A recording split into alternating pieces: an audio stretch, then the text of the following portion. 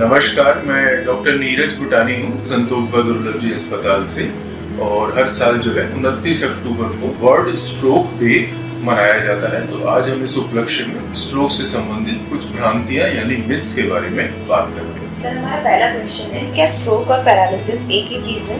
थोड़ा फर्क है। पैरालिसिस के कई कारण होते हैं और स्ट्रोक जो है पैरालिसिस के मेन कारणों में से एक है। क्या बिना पैरालिसिस आए स्ट्रोक आ सकता है?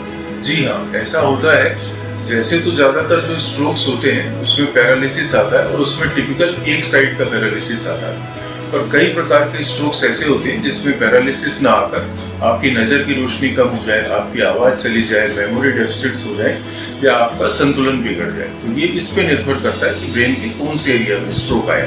क्या स्ट्रोक का पैरालिसिस हमेशा परमानेंट होता है?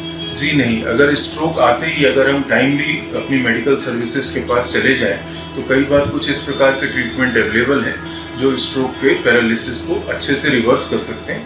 हाँ, अगर स्ट्रोक बहुत पुराना हो जाए, कई महीने पुराना, तो फिर उसमें इम्प्रूवमेंट आने के चांसेस बहुत कम हो जाते हैं। क्या स्ट्रोक का कोई घरेलू प्राथमिक उपचार हो सकता है? देखिए, घरेलू उपचार ऐसा सच कुछ नहीं है, पर अगर आपके घर में ब्लड प्रेशर की दवाई उपलब्ध है, आपके मरीज को आपने रिकॉर्ड किया कि बीपी बहुत हाई है, तो आप अस्पताल लाने से पहले बीपी की दवाई ले सकते हैं। अगर खून पतले की दवाई, एस्पिरिन या कोई इस प्रकार की दवाई आपके घर में उपलब्ध है तो वो भी आप उसको दे सकते हैं। इसके अलावा और कोई घरेलू उपचार करने की आवश्यकता नहीं है और तुरंत हॉस्पिटल ही लाना चाहिए। सर, क्या हम पहले से जान सकते हैं कि हमें स्ट्रोक होने का कितना खतरा है? जी हाँ, स्ट्रोक के कुछ वेल डिफाइंड रिस्क फैक्टर्स होते हैं, सारे तो यहाँ गिनाना संभव नहीं है।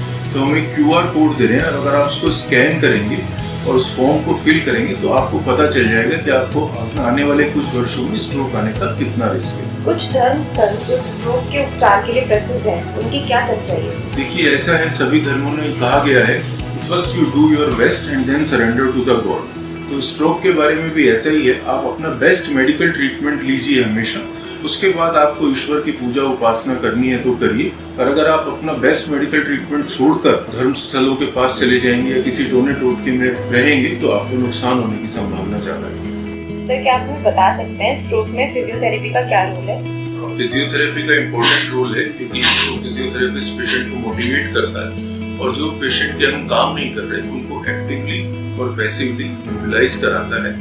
उससे क्या उनका हाथ और पांव में स्टिफनेस नहीं आती, जॉइंट्स में कॉन्ट्रैक्चर नहीं आते और स्ट्रोक की रिकवरी में उससे थोड़ी सुविधा रहती है। सर, हमारा आखिरी क्वेश्चन है, क्या स्ट्रोक होने पर किसी विशेष प्रकार के अस्पताल में जाना चाहिए या किसी भी जनरल अस्पताल में जा सकते हैं? एक बार तो किसी भी अस्पताल में जा सकते हैं, पर एक चीज का विशेष ध्यान रखना है कि CT स्कैन की सुविधा उस अस्पताल में जरूर हो तो आपके लिए काफी अच्छा रहेगा, क्योंकि स्ट्रोक दो प्रकार से आता है, एक नस रुकने का और एक नस फटने का। तो ये तुरंत पता चलना जरूरी है कि किस प्रकार का स्ट्रोक है, उससे आगे के ट्रीटमेंट डिसीजंस जो है डिसाइड होते हैं। तो इस वर्ल्ड स्ट्रोक डे पे मेरा आपको यही संदेश है कि stay healthy and stay safe.